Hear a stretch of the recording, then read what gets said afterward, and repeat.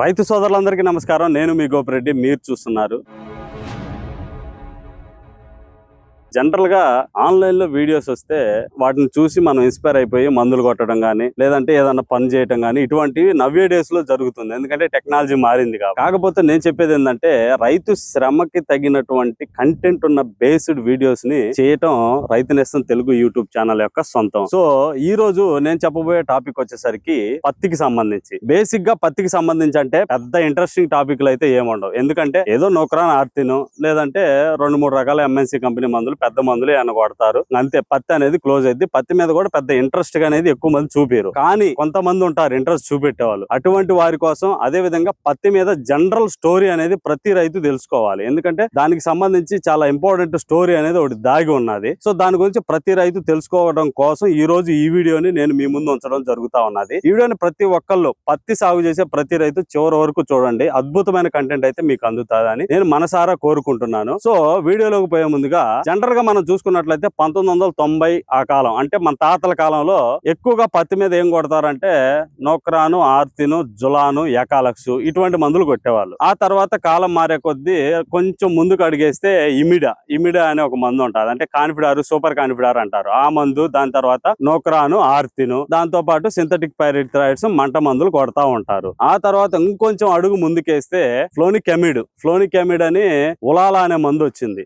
So దాన్ని అనేది బాగా వాడడం మొదలు పెట్టారు. ఆ తర్వాత ఇంకొంచెం అడుగు ముందుకేస్తే ఇప్పుడున్న జనరేషన్ లో ఆ ఫ్లోనికెమిడ్ ఉలాలాని ఫిప్రోనిల్ రీజెంట్ తో కాంబినేషన్ లో మందులు, అది అపాచి అవి అంటారు ఆ మందులు, లేదంటే ఇంకా ఈ పెగాసిస్, డయాఫెన్థ్యూరాన్ టెక్నికల్ కాంబినేషన్ లో, అదే విధంగా ఎసిస్డామిప్రైడ్ కాంబినేషన్ లో లిక్విడ్స్, సాలిడ్స్ అని రకరకాల మందులు అనేది రావడం జరిగింది. అయితే ఆ ఎకాలక్స్, జులాన్ కానించి మొదలు పెట్టుకొని ఈ రోజు నిన్నటి వరకు వచ్చినటువంటి అపాచీ దాకా మనం చూసుకున్నట్లయితే ఇవన్నీ పత్తి మీద ఎందుకు క్లిక్ అయ్యాయి అంటే పత్తిలో మేజర్ గా వచ్చే ప్రాబ్లమ్స్ ఏంటి అనేది తెలుసుకోవాలి. ఇవన్నీ క్లిక్ అవడానికి కారణం ఏంటంటే, సో పత్తిలో మేజర్ గా వచ్చే ఏదైతే రసం పీల్చే పురుగులు ఉంటాయో జనరల్ గా ఎవరు ఏమని చెప్తారంటే నల్లి దోమ, పేనుబంక, పచ్చదోమ, తెల్లదోమ ఇవన్నీ చెప్తారు. కానీ వీటన్నిటికన్నా ముందుగా పత్తిలో మనం తెలుసుకోవాల్సింది ఏంటంటే పచ్చదోమ అనేది మేజర్ గా రసం పీల్చే పురుగులలో మేజర్ సమస్యని సృష్టించేది పచ్చదోమ. సో పత్తిలో పచ్చదోమ,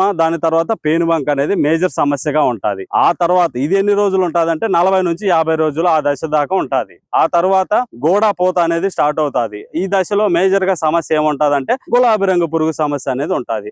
సో పత్తిలో ఈ రెండు సమస్యలను ఎవరైతే సమర్థవంతంగా అరికడతారో వాళ్ళు సక్సెస్ సాధిస్తారు. అంతే, ఇంకా దాంట్లో వేరే సక్సెస్ స్టోరీలు అంటే ఏముండవు. ఆ మందు కొట్టాలి, ఈ మందు కొట్టాలి, 2000 కొట్టాలి, 5000 కొట్టాలి, అలా చేయాలి, ఇలా చేయాలి, ఇటువంటివన్నీ మొత్తం నాన్ సెన్స్ థింగ్స్. గట్టిగా చెప్పుకోవాలంటే మేజర్ గా పత్తిలో పచ్చదోమ అనేది చాలా ఇంపార్టెంట్ టాపిక్. సో పచ్చదోమకి సంబంధించే ఉలాలా పనిచేస్తుంది, ఇమిడా పనిచేస్తుంది. దాంతో పాటు అంతకు ముందు మనం వాడినటువంటి నోక్రాను, ఆర్తిన్లు ఇవన్నీ క్లిక్ అవుతూ రావడానికి గల కారణాలు ఏంటంటే పచ్చదోమే మేజర్ సమస్య. సో దానితో పాటు మధ్యలో డైనటోఫ్యూరాన్ అనే టెక్నికల్ కూడా నేను మర్చిపోయాను యాక్చువల్ గా. ఓసిను, చెస్ అంటారు ఆ మందు కూడా పచ్చదోమ మీద పనిచేస్తుంది. దాన్ని కూడా ఎక్కువ మంది రైతు సోదరులు వాడుతూ ఉంటారు. సో కాబట్టి మేజర్ గా రసం పీల్చే పురుగుల్లో పత్తిలో వచ్చే సమస్య ఏంటంటే పచ్చదోమ, దాని తర్వాతే రిమైనింగ్ గులాబీ రంగు పురుగు సంబంధించి మీ అందరికి తెలిసినట్టు సింథటిక్ పైరిథ్రాయిడ్స్, సైపర్కెల్, తర్వాత సైపర్మెథిన్, ఆల్ఫా సైపర్మెథిన్, లేదంటే కరాటే అంటారు, తర్వాత ఇటువంటి మంట మందులు ఇవన్నీ వాడుతూ ఉంటారు. సో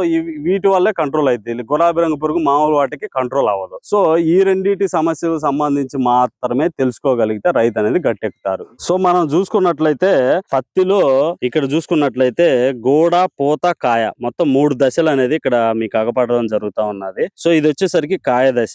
ఈ దశ వచ్చిన తర్వాత మనం ఎన్ని సింథటిక్ పైరిథ్రాయిడ్, ఎన్ని మంట మందులు, మనిషి సచ్చే మందులు కొట్టినా గానీ దీంట్లో ఉన్న పురుగు అయితే సావదు. ఒక్కసారి దీంట్లోకి ఎంటర్ అయిన పురుగు సావదు. మరి ఇది సావాలంటే ఏం చేయాలంటే ఏదైతే ఈ గోడ అదే విధంగా ఈ పూత ఈ దశలోనే మనం సింథటిక్ పైరిథ్రాయిడ్స్ అని నేను పదే చెప్తున్నాను కదా, ఆ మంట మందుల్ని ఈ దశలోనే కొట్టుకోవాలి. ఎందుకంటే ఈ దశలో ఉన్నప్పుడే ఆ పురుగు అనేది దీంట్లోకి ఎంటర్ అవుతాది. ఆ తర్వాత ఇది వచ్చేసరికి ఇలాగ కాయగా మారతాది. ఇలాగ వన్స్ కాయగా మారిందంటే దాన్ని బయటికి తీసుకెళ్ళడం అనేది అసాధ్యమైన పని. కాబట్టి ఏ రైతు అయినా సరే ఈ దశలో ఉన్నప్పుడైనా గులాబీ రంగు పురుగుకి మందులు స్ప్రే చేయటం మేల్కోవాలి, లేదంటే ఈ దశలో ఉన్నప్పుడైనా గులాబీ రంగు పురుగుకి మందులు స్ప్రే చేయటం మేల్కోవాలి. ఈ దశ వచ్చిన తర్వాత ఎవరైతే మేల్కుంటారో మేల్కొన్నా గానీ మీ డబ్బులు వృధా, దానితో పాటు మీ శ్రమ కూడా వృధా అవుతాది. కాబట్టి రైతు నేస్తం తెలుగు యూట్యూబ్ ఛానల్ ఏం తెలియజేస్తుందంటే టెక్నికల్ ఇన్ఫర్మేషన్ తో పాటు క్రాప్ నాలెడ్జ్ కూడా చాలా ఇంపార్టెంట్. సో జనరల్ గా సోషల్ మాధ్యమికాలలో ఏమని చెబుతూ అంటారంటే మీకు ఎమ్మెల్యే పేరు తెలుసా, ఎంపీ పేరు తెలుసా, ఆయన పుట్టినరోజు, ఇవన్నీ కన్నా కూడా రైతుకి అన్ని ఇన్ఫర్మేషన్ తెలుసు. కాకపోతే ఈ స్టేజ్ వైజ్ గా ఇన్ఫర్మేషన్ అనేది రైతుకు తెలియదు. రైతుకు మందులు తెలుసు, ఏం కొట్టాలో తెలుసు, ఎలా చేయాలో తెలుసు. ఎందుకంటే రైతుకి ఇవన్నీ తెలియనప్పుడు భారతదేశంలో వ్యవసాయ అనేది సాధ్యపడని విషయం వాస్తవానికి. సో భారతదేశ రైతు సోదరులకి తెలివి ఉంది, అన్నీ ఉన్నాయి. కాకపోతే ఏ స్టేజ్ లో ఏం చేయాలి, ఎప్పుడు ఎలా చేయాలి అనేది మాత్రమే మెలకు అనేది లేదు. సో ఈ సమాచారాన్ని ప్రతి ఒక్కరు అందిపుచ్చుకోవాలి. ఎందుకంటే ఈ టాపిక్ అనేది ఇంపార్టెంట్. ఎందుకంటే సింథటిక్ పైరిథ్రాయిడ్స్ కొట్టాలని నేను చెప్పకపోయినా చాలా మందికి తెలుసు. మంట మందులు కొట్టాలని గులాబీ రంగు పురుగుకి అందరికీ తెలుసు. ఇదేం పెద్ద కొత్త స్టోరీ ఏం కాదు. కాకపోతే అవి ఎప్పుడు కొట్టాలి, ఏ దశలో కొడితే కంట్రోల్ అవుతుంది, ఏ దశలో కొడితే కంట్రోల్ అవ్వదు. ఎందుకు కొంతమంది రైతులు ఎకరానికి 20 క్వింటాలు 30 క్వింటాలు తీస్తున్నారు, కొంతమంది 10 క్వింటాలే తీస్తున్నారు? ఎందుకు పుచ్చు ఎందుకు వస్తుంది? దీనికి గల కారణాలు ఏంది అంటే నేను కూడా మంట మందులు కొట్టాను, ఆయన కొట్టాడు, మరి నాకెందుకు వచ్చింది ఆయనకి ఎందుకు రాలేదంటే ఈ స్టేజ్, ఎవరైతే ఈ స్టేజ్ ని గమనిస్తారో ఆ స్టేజ్ ప్రకారం మందులు కొట్టుకుంటారు, వాళ్ళు సక్సెస్ అవుతారు. సో దానితో పాటు సకింగ్ పెస్ట్లలో కూడా నేను చెప్పాను కదా, రసం పీల్చే పురుగుల్లో పచ్చదోమ అనేది అది కూడా ఇంపార్టెంట్ స్టేజ్. ఒక 40 నుంచి 50 రోజుల దశలో అది విపరీతంగా రసం పీల్చుతుంది. దానివల్ల ఈ ఆకులన్నీ మొత్తం గిడసబారిపోయి ముడుచుకొని పోతాయి. దానివల్ల ఫోటోసింథసిస్, కిరణజన్య సమక్రియ ప్రాసెస్ అనేది జరగదు. సో ఇటువంటి జరగని పక్షంలో ఏం జరిగిద్దంటే మొక్కలో ఆటోమేటిక్ గా పూత అనేది రాదు. పూత రాకపోతే ఏం జరిగిద్ది? కాయ రాదు. కాయ రాకపోతే దిగుబడి రాదు. సో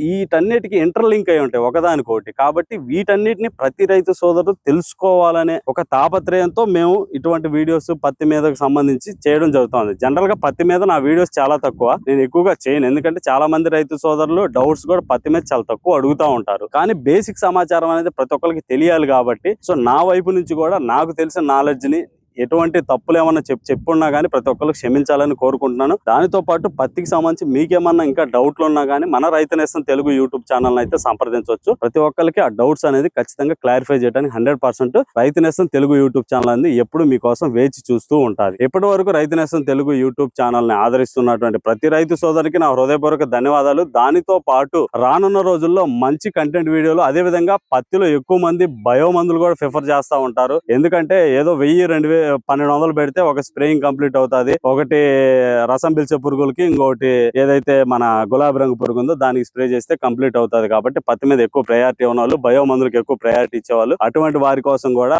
కొన్ని కంపెనీలకు సంబంధించి ట్రయల్స్ కూడా చేయడం జరిగింది. వాటి రిజల్ట్ కూడా మీ ముందు ఖచ్చితంగా ఉంచుతాను రానున్న రోజులలో. సో చూస్తూనే ఉండండి రైతు నేస్తం తెలుగు యూట్యూబ్ ఛానల్. ఎప్పటి వరకు మన ఛానల్ ఎవరైనా సబ్స్క్రైబ్ చేయని వాళ్ళు ఉంటే దయచేసి సబ్స్క్రైబ్ చేసి ఫాలో చేసి కామెంట్ చేస్తారని కూడా మనసారా కోరుకుంటున్నాను. ప్రతి ఒక్కరు నా హృదయపూర్వక ధన్యవాదాలు.